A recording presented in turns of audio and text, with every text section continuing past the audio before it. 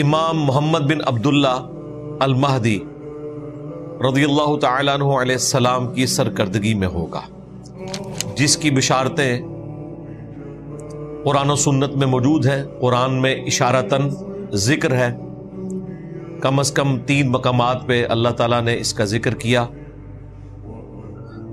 هو الذی ارسل رسولہ بالہدی ودین الحق لیظہرہ علی الدین کلہ ولو کرہ المشرکون۔ وہی اللہ ہے جس نے اپنے محبوب صلی اللہ علیہ وآلہ وسلم کو الہدی یعنی قرآن کے ساتھ مبعوث کیا اور دین حق کے ساتھ، تاکہ اسے تمام ادیان پر غالب کر دے، خواہ کافر اور مشرک اس بات کا برا ہی مان جائیں۔ ابھی تک اس روئے ارض نے یہ منظر نہیں دیکھا کہ پوری دنیا پہ اسلام کا غلبہ ہو، لیکن قرب قیامت میں، قیامت آنے سے پہلے پہلے ایک دفعہ پوری دنیا پر اسلام کا غلبہ ہوگا، دوبارہ سے خلافت راشدہ قائم ہو جائے گی۔ مسند احمد میں حدیث موجود ہے، اللہ کے محبوب صلی اللہ علیہ وآلہ وسلم نے فرمایا، اللہ تعالی جب تک چاہے گا میں تم میں موجود رہوں گا، تم میں نبوت باقی رہے گی، پھر اللہ تعالی مجھے اپنے پاس بلا لے گا، میرے بعد خلافت علی منہاج النبوہ قائم ہوگی، جو ابو داؤد اور ترمذی میں آیا کہ 30 سال تک ہوگی۔ اس کی تفصیلات بھی آئیں، ابو بکر کے 2 سال، عمر کے 10 سال، عثمان کے 12 سال اور علی کے 6 سال رضی اللہ عنہم اجمعین وعلیہم السلام اجمعین۔ اور ان 6 سالوں میں 5.5 سال حضرت علی کے ہیں اور 6 مہینے حسن ابن علی کے۔ پھر مسند احمد کی حدیث میں آگے آتا ہے کہ خلافت علی منہاج النبوہ کے بعد کاٹ کھانے والی ملوکیت کا دور شروع ہو جائے گا، اور وہ بھی اس وقت تک رہے گا جب تک اللہ چاہے گا، پھر اللہ تعالیٰ اسے بھی اٹھا لے گا، پھر تم پر جابر حکمرانوں کا غلبہ ہو جائے گا، اور وہ بھی جب تک اللہ چاہے گا وہ غلبہ باقی رہے گا، اور پھر اس کے بعد دوبارہ سے خلافت علی منہاج النبوہ قائم ہوگی۔ یعنی یہ 5 ادوار کا ذکر موجود ہے، نبی الاسلام کا مبارک دور، اس کے بعد خلفائے راشدین کا دور، پھر کاٹ کھانے والی ملوکیت، پھر جابر حکمران، اور 5واں دور جو الٹیمیٹ خلافت راشدہ واپس آئے گی۔ آج ہم جس ایرا میں ہیں، ہم ماضی میں جا کے یہ ادوار گنوا سکتے ہیں۔ نبی الاسلام کا مبارک دور 11 ہجری میں مکمل ہوا، اس کے بعد 30 سال خلافت رہی، صلح حسن 41 ہجری میں ہوئی، ایگزیکٹلی 30 ایئرز کے بعد دوسرا دور بھی ختم ہوا۔ 41 ہجری سے بنو امیہ کی ملوکیت شروع ہوئی، کاٹ کھانے والی ملوکیت، وہ آلموسٹ 90 سال تک رہی۔ پھر دوسری صدی ہجری کے اندر بنو عباس کا غلبہ ہوا، وہ بھی کاٹ کھانے والی ملوکیت ہی تھی، لیکن ایک دوسرے خاندان کی، اور وہ سلسلہ کئی سو سال تک جاری رہا، اور اس میں مسلمانوں پر عروج و زوال کا سلسلہ رہا، آپس میں بھی طوائف الملوکی ہوئی، یہ سب کچھ ہوتا رہا۔ اسی دوران جو مسلمانوں پر تاتاریوں کا ایک آزمائش والا معاملہ ہوا، اس کے بعد دوبارہ سے اللہ تعالیٰ نے غلبہ دیا عثمانیوں کے ذریعے سے، تاتاریوں نے ہی حق قبول کر لیا، اور پھر الٹیمیٹلی یہ جو ملوکیت ہے اس کا خاتمہ ہوا، اور جابر حکمران مسلمانوں کے اوپر مسلط ہوئے جو زبردستی حکمران بن گئے، یعنی کلونیل پاورز۔ کہیں پر فرینچ آ گئے، کہیں پر گریٹ برٹن نے قبضہ کر لیا، اور یہ جابر حکمران بالآخر کافی حد تک مسلمانوں سے ٹل گئے ورلڈ وار 2 کے بعد، جب مسلمانوں کے دوبارہ سے اب آلموسٹ 58 ملک بن چکے ہیں۔ ورنہ اگر آپ ورلڈ وار 1 کے قریب دیکھیں تو ایک سلطنت عثمانیہ ہی بچی تھی، وہ بھی ختم ہو گئی، سب کانٹیننٹ پہ تو گریٹ برٹن کا قبضہ پہلے ہی ہو چکا تھا. پھر آہستہ آہستہ یہ ملک بننے شروع ہوئے, انڈونیشیا, ملیشیا, مصر, یہاں پہ پاکستان, اور پھر پاکستان میں سے ہی بنگلہ دیش بھی نکلا, افغانستان بھی کافی حد تک معاملات بہتر ہوئے, ایران تو خیر پہلے بھی اس طریقے سے محکوم نہیں ہوا تھا, لیکن بہرحال انقلاب تو 1979 میں آیا. اس طریقے سے دوسرے جو عرب ملک ہیں وہ بھی آزاد ہوئے, افریقہ میں کتنے عرب ملک بن گئے. یعنی کلونیل پاورز کا جو ایک غلبہ تھا وہ ڈھیلا پڑا. اب یہ جو ایرا ہے یہ خلافت علی منہاج النبوہ جو دوبارہ قائم ہونی ہے اس کی طرف جا رہا ہے, یعنی ایک ٹرانزیشن پیریڈ ہے. یعنی یہ تو نہیں ہوتا کہ آپ رات کو سوئیں اور ایک ایرا ختم ہوا ہے اور دوسرا شروع ہو جائے, آہستہ آہستہ اس میں کنورٹ ہوتا ہے. اس کی طرف اب یہ معاملات رواں دواں ہے. اب وہ اللہ کی مرضی ہے کہ وہ 100 سال میں وہاں تک بات پہنچے یا 500 سال میں پہنچے یا 1000 سال میں پہنچے. بہرحال یہ اب آخری دور کی طرف ہم جا رہے ہیں, باقی سارے ادوار ہم دیکھ چکے ہیں. مسند احمد میں ایک اور حدیث ہے, نبی علیہ السلام نے فرمایا کہ قیامت اس وقت تک قائم نہیں ہوگی جب تک کہ دنیا کے ہر گھر میں میری دعوت پہنچ نہ جائے اور لوگ چاہتے ہوئے یا نہ چاہتے ہوئے اسے قبول نہ کر لیں. آج سوشل میڈیا کی برکت سے, انٹرنیٹ کی برکت سے یہ بات سمجھنا آسان ہے کہ دنیا کے ہر کونے تک اسلام کی حقیقت پہنچ چکی ہے الحمدللہ. شاید چند ایک کوئی جنگلات باقی رہ گئے ہوں, ادروائز جتنی بھی سویلائز جگہ ہیں وہاں پر یہ حق کھل چکا ہے. اس حوالے سے مسلمانوں کا ریلیجن لوگوں میں انٹروڈیوس ہو چکا ہے, اور خصوصاً جب سے یہ پچھلے سال 7 اکتوبر 2023 سے اسرائیل کا اور حماس کا کنفلکٹ شروع ہوا, اس کے بعد سے تو پوری دنیا کی خبروں میں مین خبروں میں یہ چیزیں ڈسکس ہوتی ہیں, بنی اسرائیل versus Muslims, Jews versus Muslims, اور اس سے ظاہر ہے ریلیجن والا معاملہ سب کے سامنے آ رہا ہے. تو اللہ کا شکر ہے کہ اللہ تعالیٰ نے اس حق کو پوری دنیا تک انٹروڈکشن کے پوائنٹ آف ویو سے پہنچا دیا ہے. اب جس کی مرضی وہ مزید تحقیق کرے اور حق کی طرف آئے. 11 ستمبر 2001 کے بعد جس طریقے سے مسلمانوں پر پابندیاں لگائی گئیں, اللہ تعالیٰ نے اس شر میں سے بھی خیر نکالا اور نان مسلمز کو اسلام کا تعارف ہوا. اس کے بعد تو بہت تیزی سے لوگ اسلام کو اسٹڈی کر کے پرپز آف لائف تک پہنچے, خدا کا تعارف ہوا لوگوں کو, اور قرآن کو اسٹڈی کیا, حق بات کو قبول کیا. ہر شر میں سے کوئی نہ کوئی خیر نکلتا ہے. ابھی یہ فلسطین والے جو معاملات ہوئے ہیں اس کے بعد کئی لوگوں نے اسلام قبول کیا.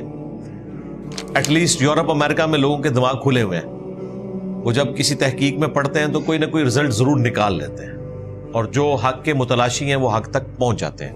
سنن نبی داؤد کے اندر اور مسند احمد کے اندر کئی ایک احادیث ہے کہ نبی علیہ السلام نے فرمایا قیامت اس وقت تک قائم نہیں ہوگی جب تک کہ میری بیٹی فاطمہ کی اولاد میں سے ایک شخص نہ پیدا ہو جائے میرے ہی نام پر جو پوری دنیا کو انصاف سے بھر دے گا.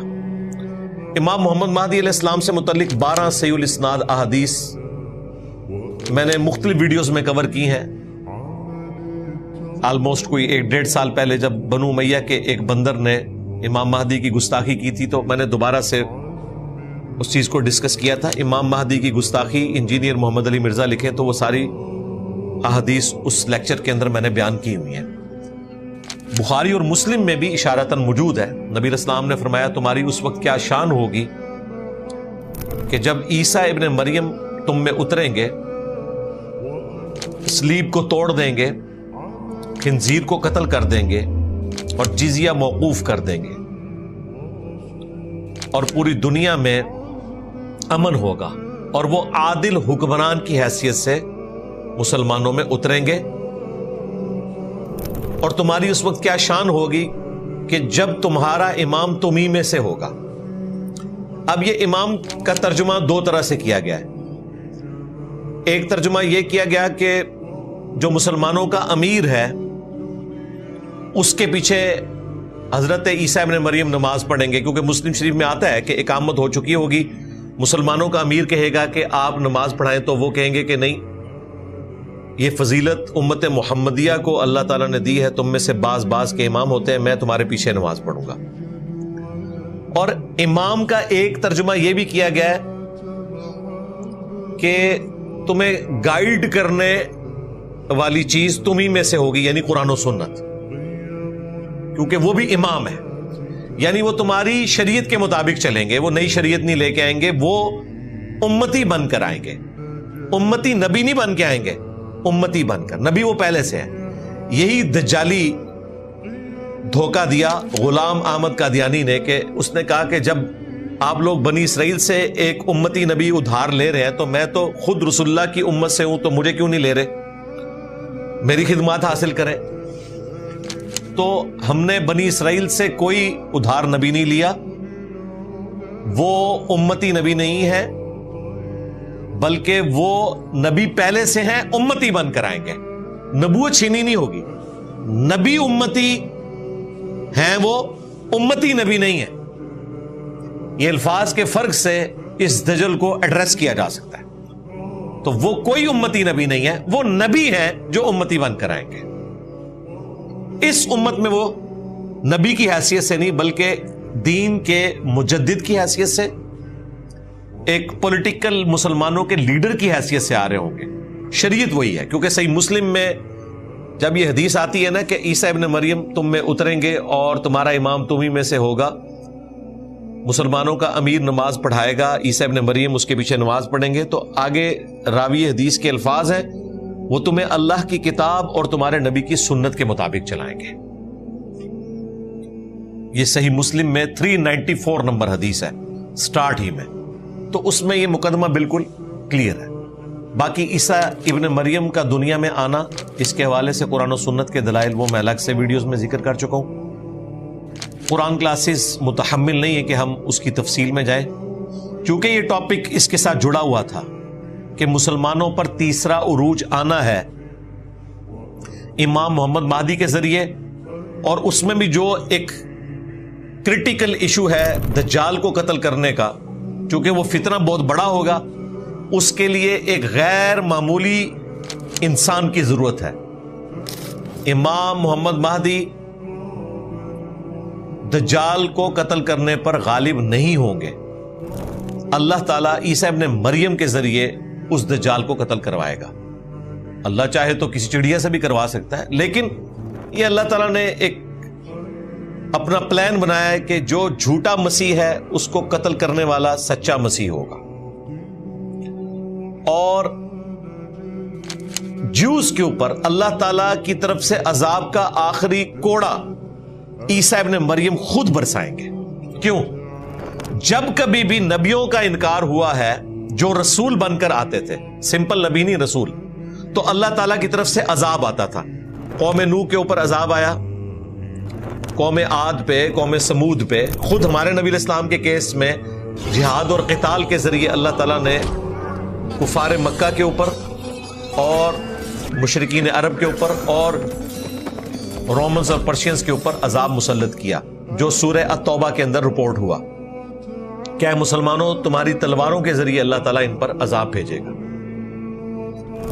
عیسیٰ ابن مریم کا بھی انکار کیا تھا جیوز نے، وہاں پر اللہ تعالیٰ نے عیسیٰ ابن مریم کو تو بچا لیا، لیکن دنیا میں باقی نہیں رکھا، آسمانوں پہ اٹھا لیا۔ اگر دنیا میں وہ باقی رہتے تو وہی سنت رپیٹ ہوتی کہ صرف ان کے ساتھی بچائے جاتے، باقی سارے کے سارے جیوز تباہ کر دیے جاتے۔ یہ اللہ تعالیٰ کی سنت کا تقاضا تھا کہ کوئی دنیا میں یہودی باقی نہ رہتا، کیونکہ انہوں نے وقت پیغمبر کا انکار کیا تھا۔ نوح علیہ السلام کے مخالفین بھی تو ہزاروں میں تھے، صرف 78 بندے بچائے گئے۔ یہاں پہ بھی حضرت عیسیٰ علیہ السلام کے مخالفین نے تباہ و برباد ہونا تھا، لیکن یہاں پر اللہ تعالیٰ نے عیسیٰ ابن مریم کو بچا لیا، دنیا میں باقی نہیں رکھا، وہ دوبارہ آئیں گے قرب قیامت میں۔ دوسری طرف یہودیوں کو بھی باقی رکھا، ان پر وقتاً فوقتاً اللہ تعالیٰ نے عذاب کے کوڑے بھیجے، اور یہ بھی قرآن میں ذکر ہے کہ میں قیامت تک تم پر وقتاً فوقتاً ایسے عذاب مسلط کرتا رہوں گا۔ ایسے لوگ مسلط کرتا رہوں گا جو تمہیں عذاب دیتے رہیں گے، چونکہ تم نے عیسیٰ ابن مریم کا انکار کیا۔ اب آپ سوچ رہے ہوں گے کہ یہ عیسیٰ ابن مریم کے انکار کے اوپر اللہ کا اتنا غصہ کیوں ہے؟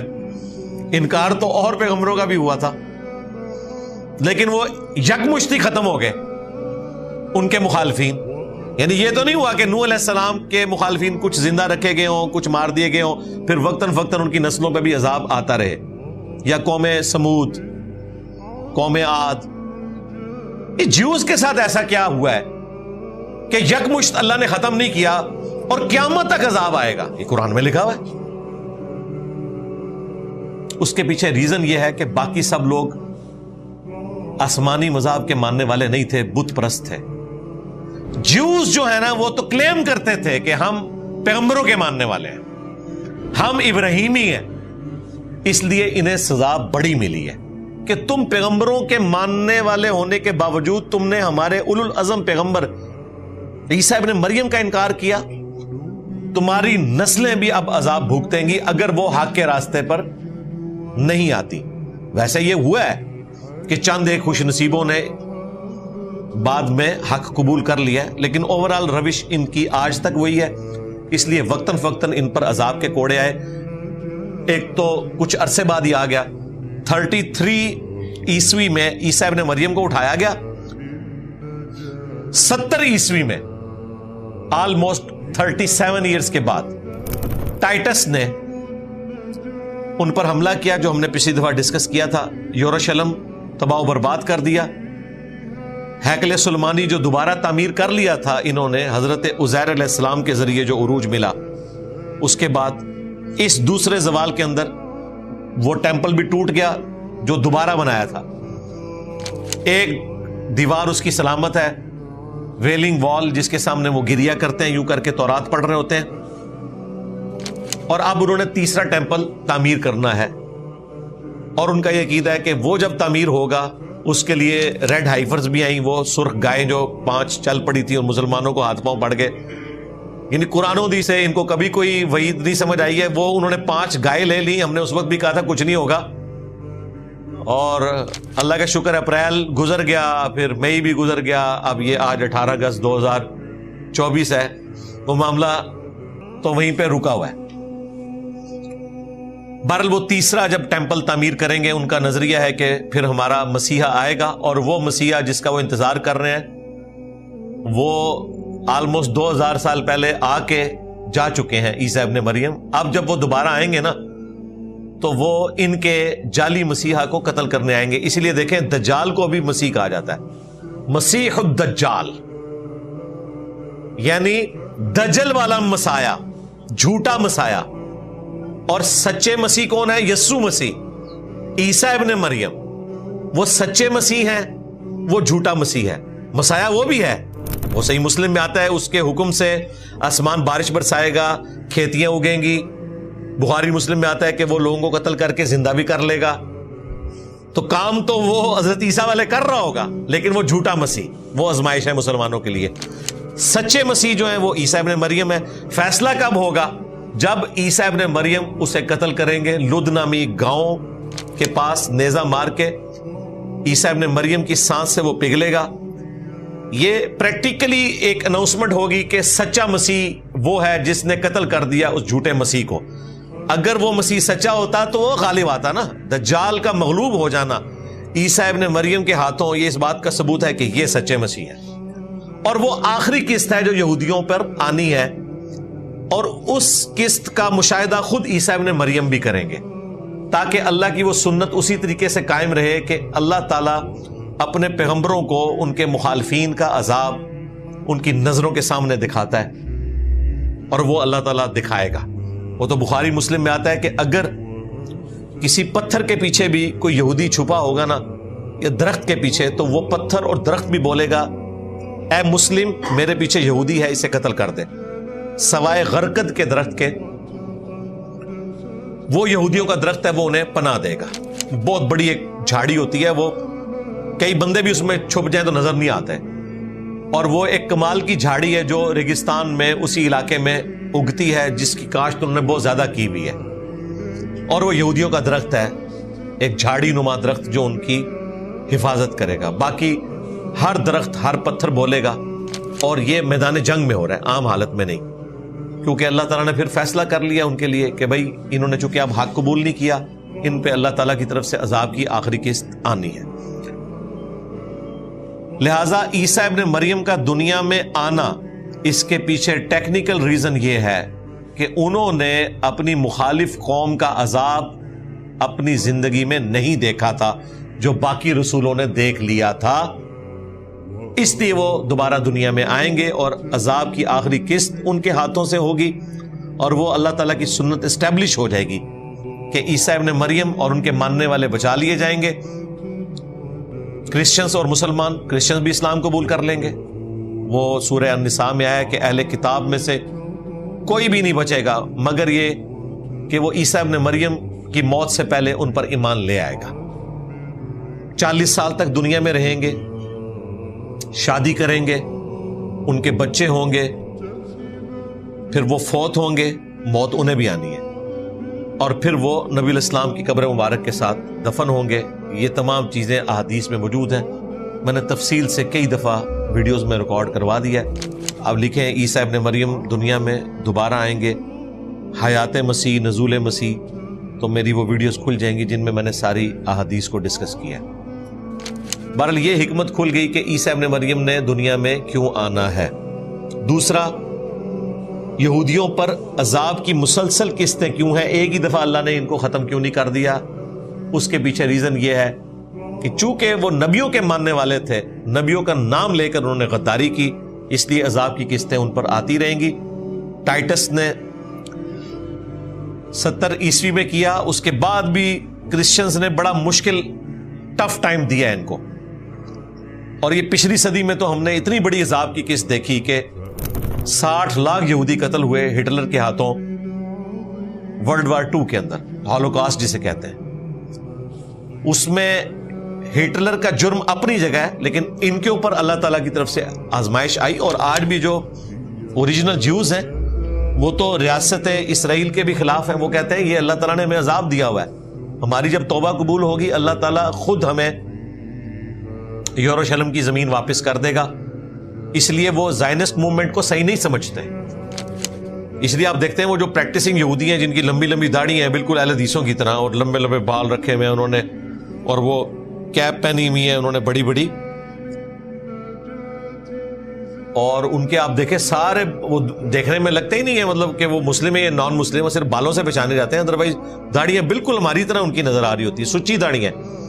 وہ سارے تو فلسطین کا جھنڈا لگا کے اسرائیل کے خلاف پروٹیسٹ کر رہے ہوتے ہیں امریکہ میں، یورپ میں، کیونکہ وہ زائنسٹ موومنٹ کے خلاف ہیں۔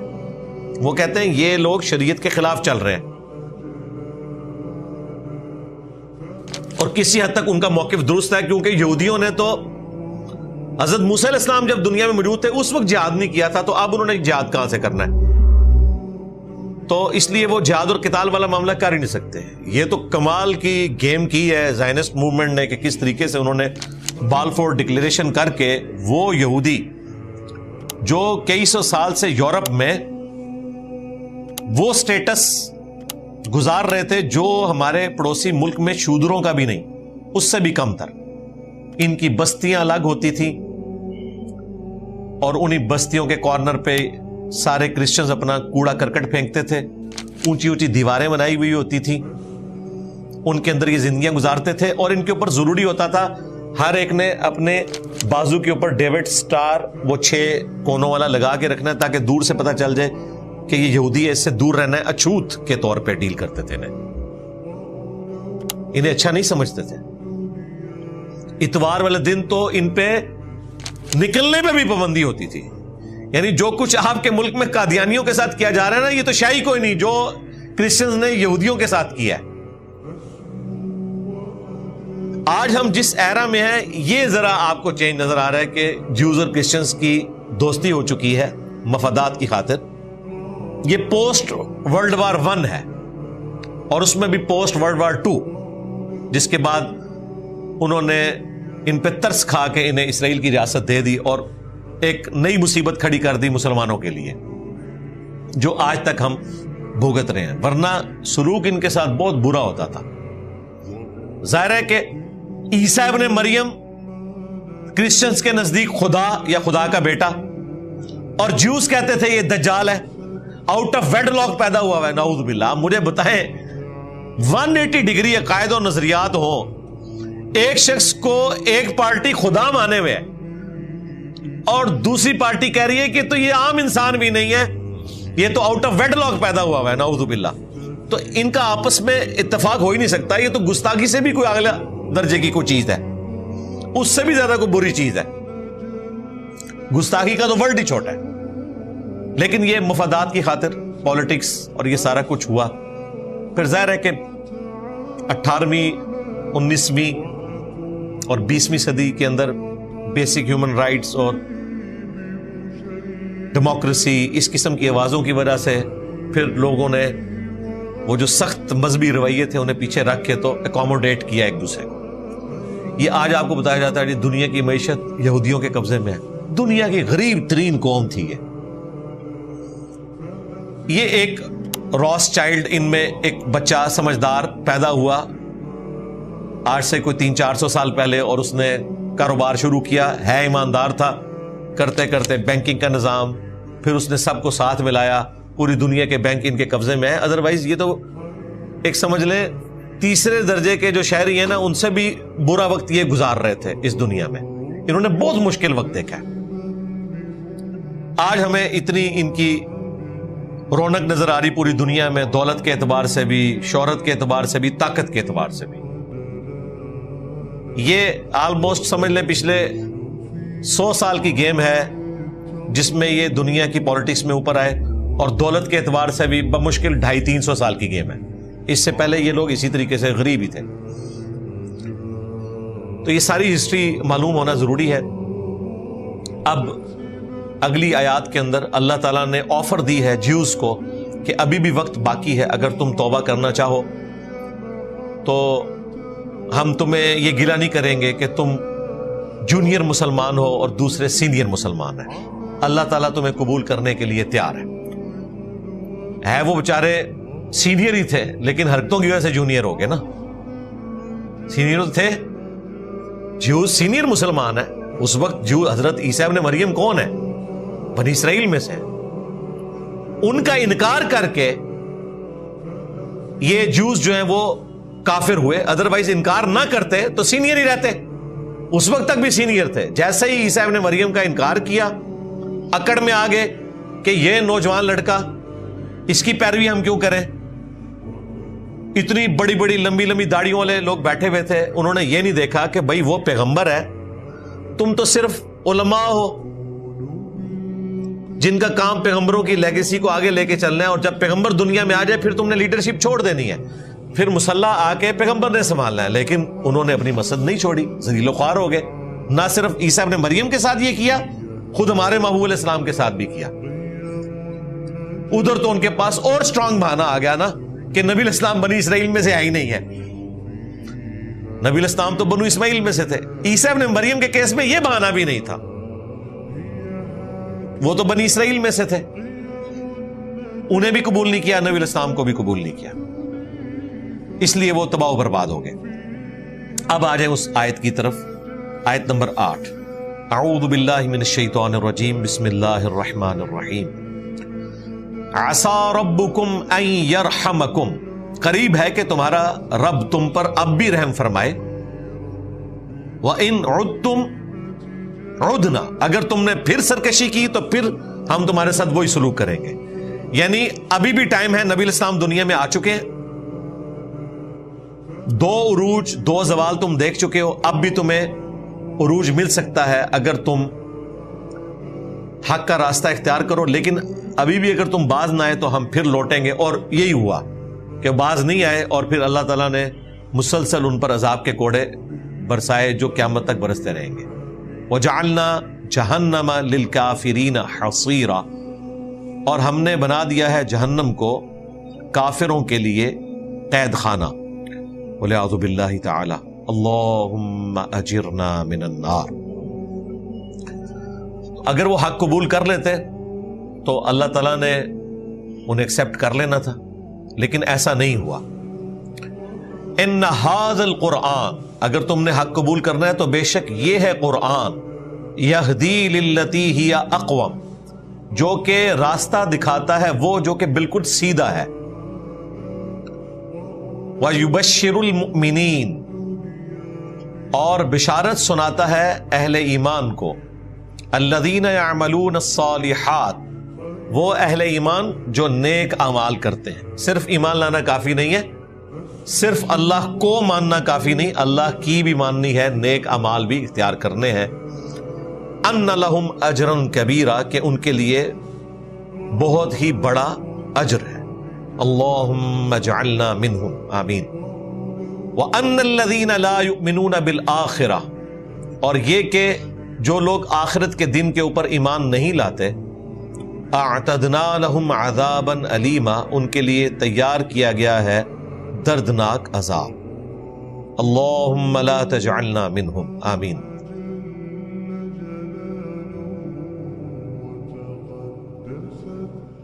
سب سے پہلے تو شعبان المعظم کی فضیلت، اس کے اوپر ہم ڈسکشن کرتے ہیں، خصوصاً روزوں کے اعتبار سے۔ تو اس حوالے سے صحیح بخاری اور صحیح مسلم کی متفق علیہ حدیث ہے، سیدہ عائشہ سلام اللہ علیہا کہتی ہیں کہ اللہ کے محبوب صلی اللہ علیہ وآلہ وسلم رمضان کے سوا کسی اور مہینے میں کثرت سے روزے نہیں رکھتے تھے سوائے شعبان کے، یعنی رمضان کا تو پورا مہینہ ہوتا تھا، اس کے علاوہ سب سے زیادہ روزے جس مہینے میں رکھتے تھے وہ کون سا مہینہ ہوتا تھا؟ شعبان کا۔ حتیٰ کہ صحیح مسلم میں ہی ایک اور حدیث ہے، یہ پہلی حدیث تو متفقن علیہ تھی، متفقن علیہ کا مطلب ہے دونوں میں، بخاری مسلم میں۔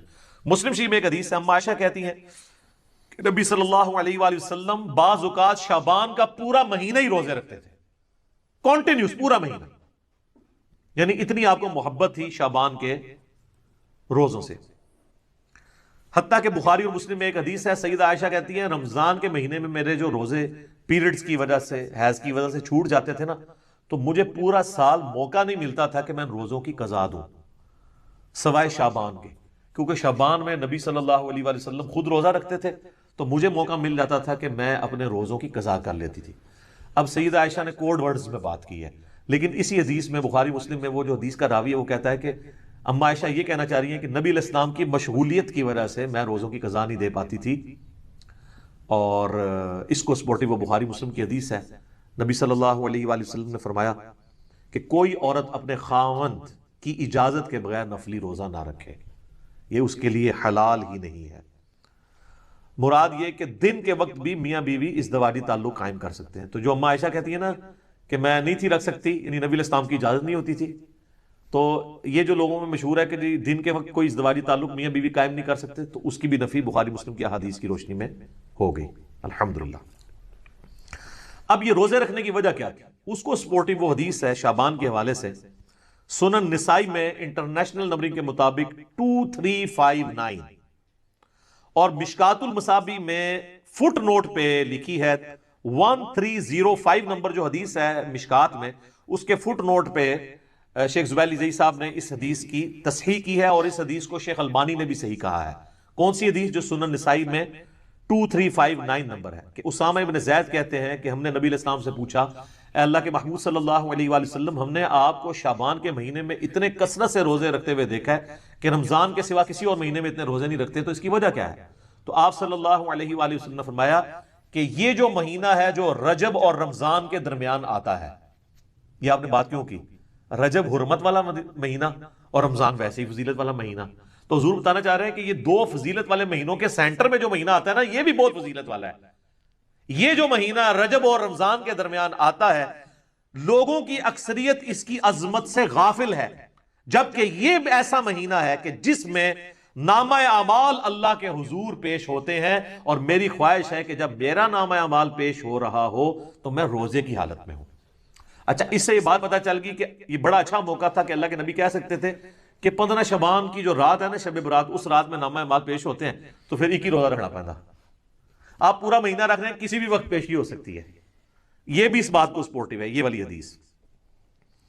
اچھا، یہ جو نامہ اعمال پیش ہوتے ہیں نا، تو صحیح مسلم میں اور جامعہ ترمذی میں حدیث ہے، نبی علیہ السلام نے فرمایا کہ ہر پیر اور ہر جمعرات کو بھی نامہ اعمال اللہ کے حضور پیش ہوتے ہیں، سال میں پیش ہوتے ہیں شعبان کے مہینے میں، ہفتے میں 2 دن، پیر اور جمعرات. حتیٰ کہ مسلم شریف میں حدیث ہے نبی علیہ السلام تو پیر اور جمعرات کا روزہ بھی رکھتے تھے اسی وجہ سے. اور ایک اور وجہ تھی جو مسلم شریف میں ہی آتا ہے، جب پوچھا کہ آپ پیر کا روزہ کیوں رکھتے ہیں تو آپ نے فرمایا فیہ ولدت وفیہ انزل علیہ، اس دن میں پیدا ہوا اور اس دن مجھ پہ پہلی وحی نازل ہوئی. یعنی جشن ولادت مصطفیٰ صلی اللہ علیہ وآلہ وسلم اور جشن نزول قرآن، یہ دونوں نبی علیہ السلام مناتے تھے. صحیح مسلم میں یہ حدیث موجود ہے، پیر کا روزہ رکھ کے. تو یہ ہفتے میں 2 دن نامہ اعمال، کون کون سے دن؟ پیر اور جمعرات. اچھا روزانہ بھی نامہ اعمال پیش ہوتے ہیں سر؟ بخاری مسلم دونوں میں حدیث ہے، وہ بڑی مشہور حدیث کہ فجر کے وقت فرشتے آتے ہیں، وہ عصر کے وقت واپس چلے جاتے ہیں، اور عصر والے فجر کے وقت. اللہ پوچھتا ہے میرے بندوں کے حال میں پایا؟ تو کہتے ہیں جب گئے تھے فجر پڑھ رہے تھے تو آئے تھے تو عصر پڑھ رہے تھے. دوسرے کہتے ہیں جب گئے تھے تو عصر پڑھ رہے تھے تو آئے تھے تو فجر پڑھ رہے تھے. تو روزانہ بھی 2 دفعہ نامہ اعمال پیش ہوتے ہیں. لہٰذا ان چیزوں کو مکس نہیں کرنا چاہیے. میں ساتھ ساتھ کلیریفائی کر رہا ہوں.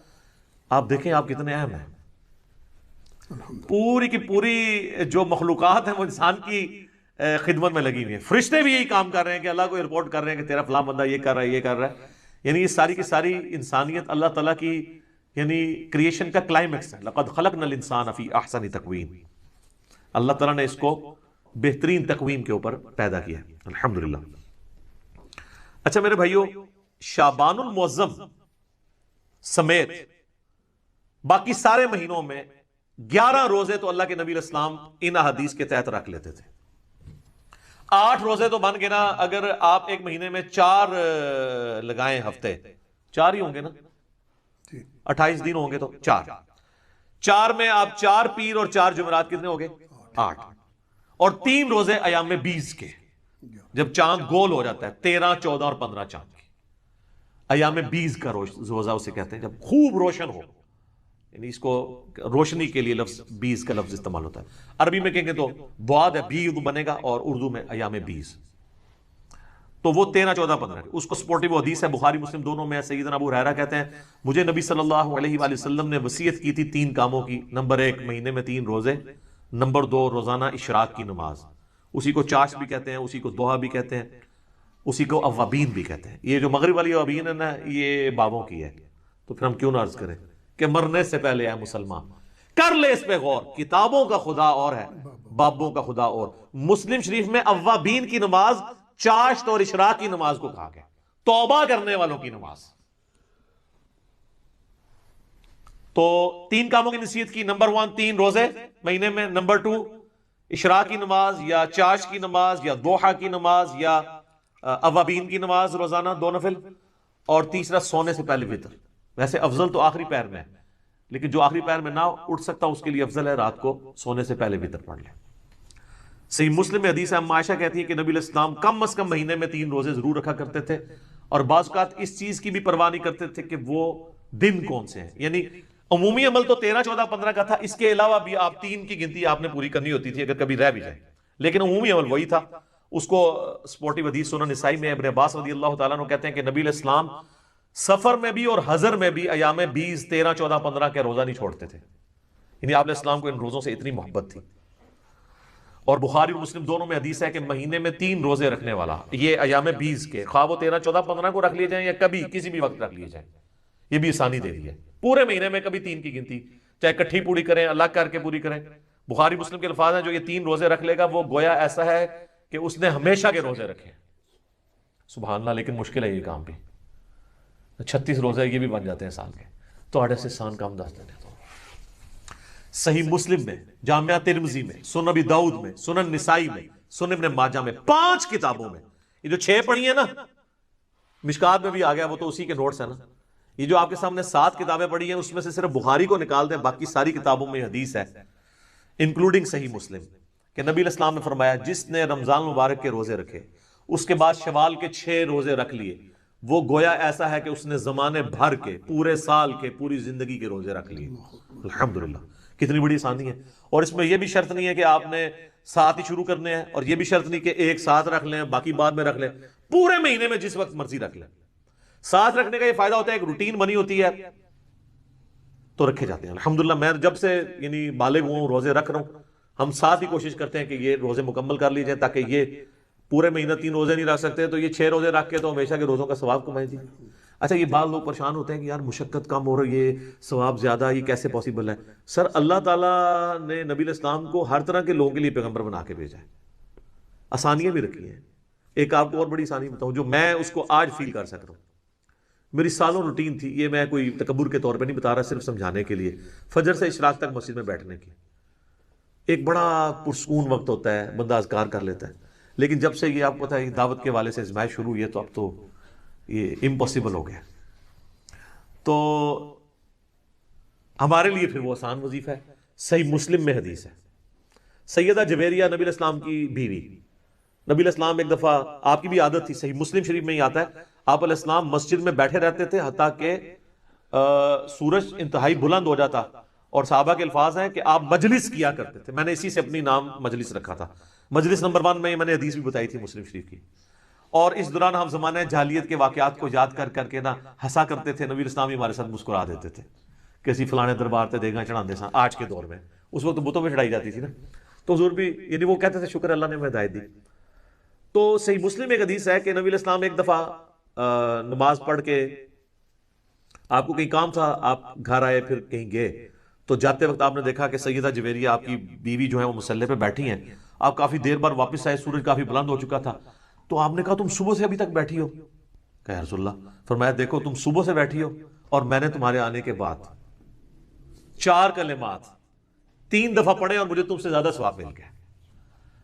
کہا یا رسول اللہ کون سے؟ فرمایا سبحان اللہ وبحمدہ عدد خلقہ ورضا نفسہ وزینۃ عرشہ ومداد کلماتہ. سبحان اللہ وبحمدہ کے ساتھ یہ 4 کلمات، یہ 3 دفعہ پڑھنے ہیں. صبح شام کے اذکار میں بھی ہم نے ڈالی ہوئی حدیث صحیح مسلم کی. تو مجھے اس سے زیادہ ثواب مل گیا. اچھا مجھے بتائیں نبی الاسلام کوئی نعوذ باللہ سست تھے دعوت کے حوالے سے، دین کی پریکٹس کرنے کے حوالے سے؟ تو اگر حضور علیہ السلام کو یہ ثواب مل رہا ہے تو مجھے آپ کو کیوں نہیں ملے گا؟ Point to be noted. وہ تو ڈیڈیکیٹڈ تھے نا دین کے لیے، وقف تھے نا، اللہ کے پیغمبر تھے. اگر یہ سب کچھ ہونے کے باوجود وہ بھی یہ سکپ کریں اور ان کو ثواب ملے، ہم تو پھر بھی اپنی دنیاوی کمزوریوں کی وجہ سے، مجبوریوں کی وجہ سے یعنی یہ اہتمام نہ کر سکیں تو ہمیں تو بدرجہ اولیٰ مل جائے گا، تو یہ ثواب اس سے زیادہ ثواب مل جائے گا. تو یہ اللہ تعالیٰ نے آسانیاں رکھی. میں نے اس لیے بتایا کہ وہ شوال کے 6 روزے 3 روزوں کے ایکویلنٹ کس طرح بن جائیں گے، ہر مہینے کے 3 روزے، تو یہ اللہ تعالیٰ نے آسانیاں رکھی ہوئی ہیں، آپ کو ثواب مل جائے گا. صحیح مسلم شریف میں حدیث ہے نا، تم میں سے کسی کی استطاعت ہے کہ وہ 3 قرآن روزانہ پڑھ لے ایک شب میں؟ صحابہ نے کہا یہ کون کر سکتا ہے؟ تو صوفیاء ہی کر سکتے ہیں. یعنی میں آج کے دور میں بات کر رہا ہوں، 8 قرآن تے 3 قرآن تے 61 قرآن تے وہ جو فضائل مال میں اتنی کہانیاں ہیں. تو وہ میری آپ مجلس نمبر 100 دیکھ لیں، کتابوں کا خدا اور بابوں کا خدا. تو آپ نے فرمایا سورہ اخلاص پڑھ لو، 3 قرآن کے برابر ہے. تو اب 3 قرآن کے برابر آپ کو ثواب، 10 پاروں کے برابر ثواب ملتا ہے. اللہ سے اچھا گمان رکھیں. بخاری مسلم حدیث ہے میں اپنے بندے کے گمان کے قریب ہوں، جیسا وہ میرے بارے میں گمان کرے تو انشاءاللہ ثواب تو ملے گا. یہ اللہ تعالیٰ نے آسانیاں بھی رکھی ہیں، اللہ تو سب کہہ رہے ہیں جی الحمدللہ.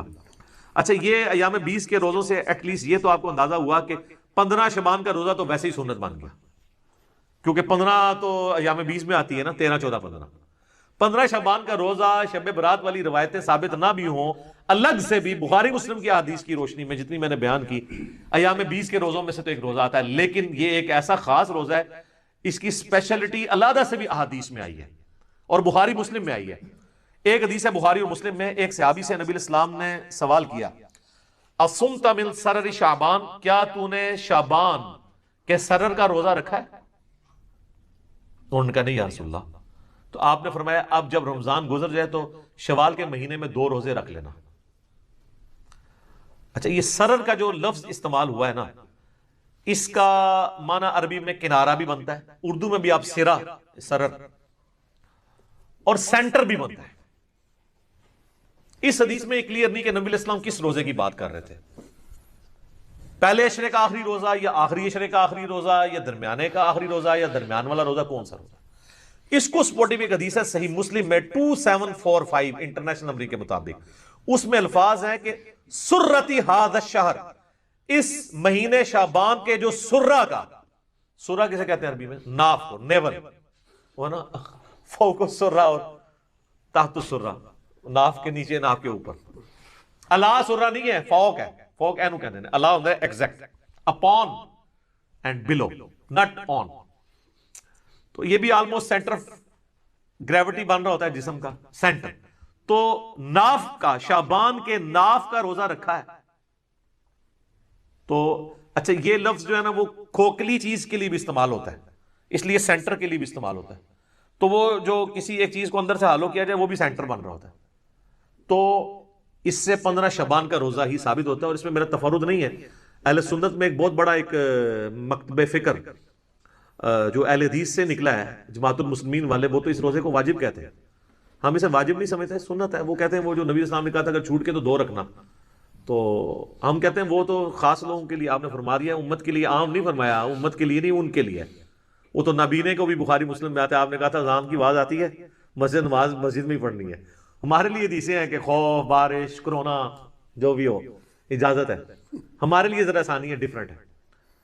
تو دوسری طرف جو لوگ ہیں نا 15 شعبان کے روزے کے مخالف، وہ کہتے ہیں کہ جی یہ دیکھیں نا جی، یہ وہ ایام 20 کا روزہ آپ 15 کا رکھتے تھے، 15 شعبان کا نہیں رکھتے. چلو سر آپ 15 شعبان کی نیت نہ کریں، ایام 20 کی کر لیں. کہتے ہیں اس لیے اس کے ایکویلنٹ 2 رکھوائے جا رہے ہیں. تو سر 3 کے ایکویلنٹ 2 نہ رکھوائے جاتے ہیں، ایام 20 تو 3 ہے. تو آپ کہتے ہیں کہ 3 روزے رکھو شوال میں، ایک کے بدلے 2 رکھوائے پلنٹی کے طور پہ. تو 15 شعبان کے روزے کی بات. ویسے تو آپ رکھیں 13 14 15 تینوں، لیکن ایٹ لیسٹ 15 کا تو رکھیں. ہماری تو کوشش ہوتی ہے کہ رکھا جائے، یہ روزہ رکھا جائے، ثواب اس کی فضیلت حاصل کی جائے، نبی اسلام کا پسندیدہ ہے. اب میرے بھائیوں ایک اور حدیث جو جامعہ ترمذی میں